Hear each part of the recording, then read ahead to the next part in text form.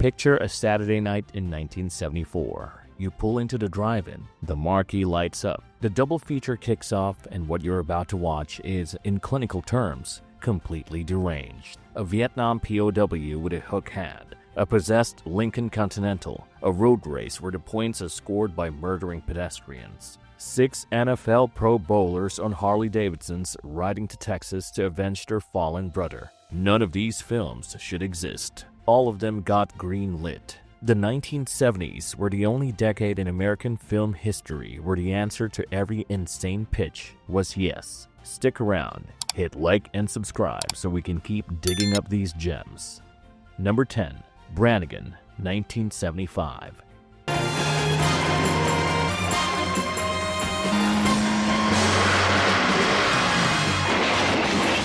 In 1971, Clint Eastwood made Dirty Harry. In 1972, Gene Hackman made The French Connection. By the mid-70s, the tough cop subgenre was the hottest property in Hollywood. Every major American action star wanted in. John Wayne, the most American action star who had ever lived, was 67 years old and had spent his entire career on horseback. Wayne looked at Eastwood. Wayne looked at the box office. Wayne said yes. Brannigan premiered in March 21, 1975. Wayne plays Lieutenant Jim Brannigan, a Chicago police detective sent to London, England to extradite an American mobster named Ben Larkin, played by John Vernon. By the time Wayne arrives, Larkin has been kidnapped. Wayne spends the next 90 minutes wandering around London in cowboy boots, getting into bar fights with cockneys, driving a Ford Capri across Tower Bridge during a chase sequence, and bewildering Scotland Yard Commander Sir Charles Swan, played by Richard Attenborough, the future director of Gandhi. Judy Geeson plays the young female police officer assigned to escort Wayne, who has to gently explain that London police do not actually carry handguns. Directed by Douglas Hickox, distributed by United Artists, the film was the second of Wayne's 2 attempts at the modern cop thriller, after MCQ in 1974. Both flopped. Wayne never made another cop film. He made 2 more movies in his career, Rooster Cogburn in 1975 and The Shoot List in 1976, both back in westerns. Brannigan was the last time the Duke ever tried to be Dirty Harry. Number 9. The Black Six, 1973.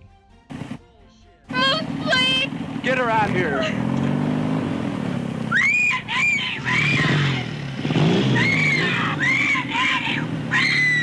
In 1973, a low-budget producer-director named Matt Cimber had a problem. He had a script for a blaxploitation biker movie. He did not have any actors. He needed 6 muscular black men who could ride motorcycles and look intimidating on camera. Cimber, who had briefly been married to Jane Mansfield before her death and would later create Gorgeous Ladies of Wrestling, came up with a solution that defies belief in retrospect. He called the NFL. The Black Six premiered in theaters on March 13, 1974. The cast was no exaggeration. 6 active National Football League Pro Bowlers. Gene Washington of the San Francisco 49ers played the lead Bubba Daniels. Carl Eller of the Minnesota Vikings. Mercury Morris of the Miami Dolphins, fresh off the only undefeated season in NFL history. Willie Lanier of the Kansas City Chiefs. Lem Barney of the Detroit Lions, and Mean Joe Green of the Pittsburgh Steelers. 5 years before he would become famous for accepting a kid's Coca-Cola in the most iconic TV commercial of the decade.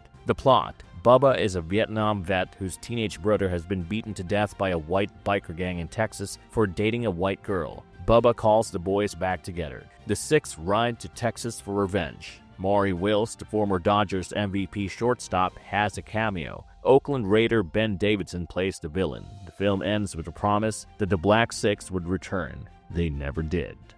Number 8. Truck Turner, 1974.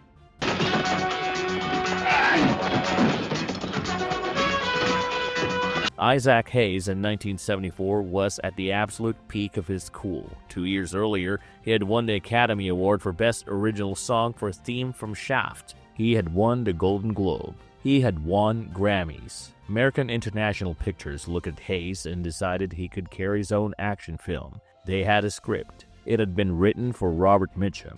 Mitchum passed. They tried James Coburn.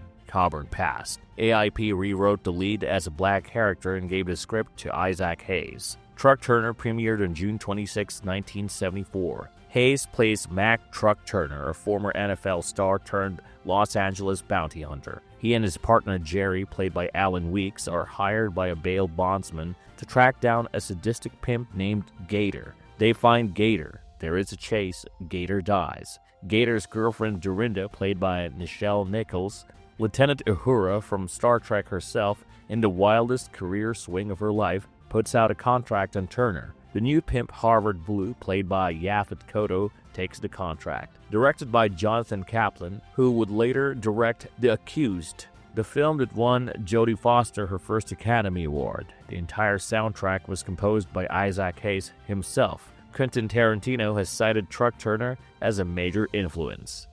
Number 7. The Ultimate Warrior, 1975. It's been 2 days, hasn't it? Yes, sir. He hasn't moved a muscle in 2 days.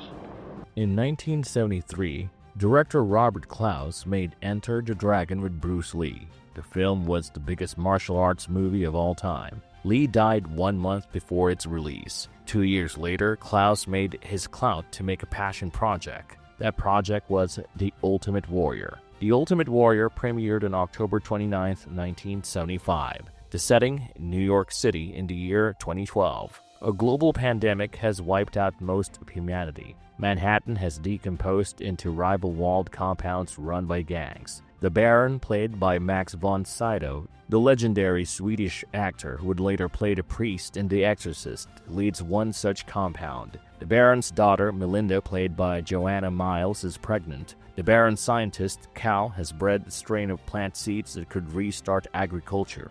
Rival warlord Carrot, played by William Smith, the bald action character actor, wants those seeds. The Baron hires a wandering mercenary named Carson, played by Yul Brynner, the bald star of The King and I and Westworld, to escort his daughter and the seeds to safety. Brynner is taciturn. Brynner kills people with a curved knife. The whole movie was filmed at the Universal Studios backlot for $800,000. The Ultimate Warrior predates Mad Max by 4 years and Escape from New York by 6. It was forgotten almost immediately and rediscovered slowly. Brynner died in 1985 of lung cancer. He never made another action film.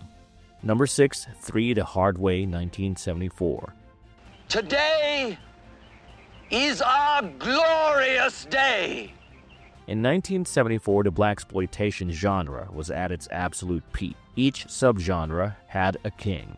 Jim Brown, the NFL Hall of Famer turned movie star, was the king of muscle action. Fred the Hammer Williamson, former Oakland Raider, was the king of cool slick. Jim Kelly, the karate world champion who had played Williams in Enter the Dragon, was the king of martial arts. Allied artists look at all three of them and ask the obvious question: what if all three of them in one movie? 3 the Hard Way premiered on June 26, 1974, the same day Truck Turner premiered. The plot is one of the most insane in American film history. A white supremacist named Monroe Fetter, played by Jay Robinson, has hired a scientist named Dr. Fortero to develop a chemical toxin that, when introduced to a water supply, will kill only black people and leave white people unharmed. Fetter plans to dump the toxin into the water supplies of Detroit, Los Angeles, and Washington, D.C. Jim Brown plays a record producer named Jimmy Late, who stumbles onto the plot. Fred Williamson plays his Chicago businessman friend Jagger Daniels. Jim Kelly plays a martial arts master named Mr. Keys. The three split up to defend the three cities and reunite to take down Fetter's compound. Directed by Gordon Parks Jr., son of the man who directed Shaft 3 years earlier. Soundtrack by The Impressions, Curtis Mayfield's group. Stunt coordination by Hal Needham. 2 years before he would direct Smokey and the Bandit, Corbin Burnson, future star of L.A. Law, made his screen debut in a cast. We are at the halfway mark. Drop a comment with one of these forgotten 70s action movies you have actually seen. Smash that like button and subscribe so you do not miss the next deep dive. Coming up in the back half, a Vietnam POW with a hook for a hand. Charles Bronson defending watermelons, a blind kung fu master with a flying decapitation hat, the most insane premise ever greenlit in 1975, and a possessed Lincoln Continental Mark III that terrorizes a small Utah town with 2 future Real Housewives in the cast. Number 5. The Car, 1977.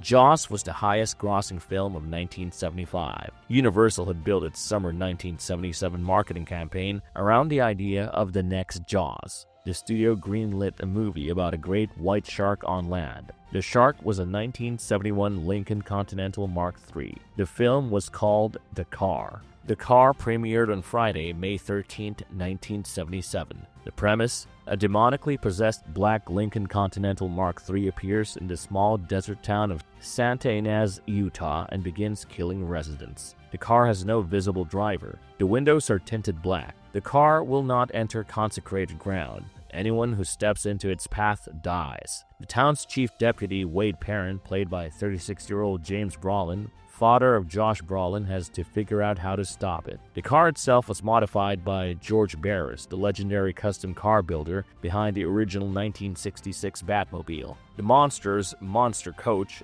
and the Beverly Hillbillies' Jalopy. Barris chopped 4 inches off the roof, raised the body, added 20-gauge steel fenders, custom chrome bumpers, 2 oversized headlights, and finished it in 20 coats of black pearl lacquer. Director Elliot Silverstein was inspired by Steven Spielberg's 1971 TV movie Duel. Released 2 weeks before Star Wars, buried at the box office, forgotten by mainstream audiences, beloved by horror cinephiles ever since. Guillermo del Toro owns a replica. James Brolin's daughters in the films were played by real-life sisters Kim and Kyle Richards, the future Real Housewives of Beverly Hills.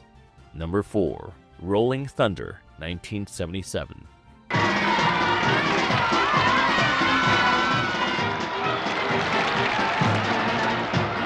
In 1976, Paul Schrader had just written Taxi Driver, the Martin Scorsese masterpiece that puts Schrader on the Hollywood map. He immediately wrote a follow-up screenplay about a Vietnam POW. He wanted his friend John Milius to direct it. Milius passed. The script ended up with John Flynn and American International Pictures. Rolling Thunder premiered on October 14, 1977. William Devane plays Major Charles Rain, an Air Force POW who returns to San Antonio, Texas after 7 years in a Hanoi prison camp. His town throws him a hero's parade and gives him a chest of silver dollars, one for each day of his captivity. His wife introduces him to the man she's leaving him for. His young son barely recognizes him. Then, home invaders break in, shove his hand into a garbage disposal, demand his silver dollars, and kill his wife and son.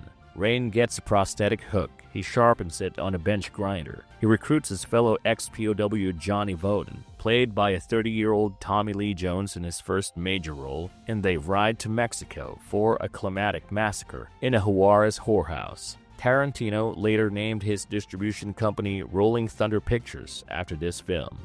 Number 3. Mr. Majestic, 1974.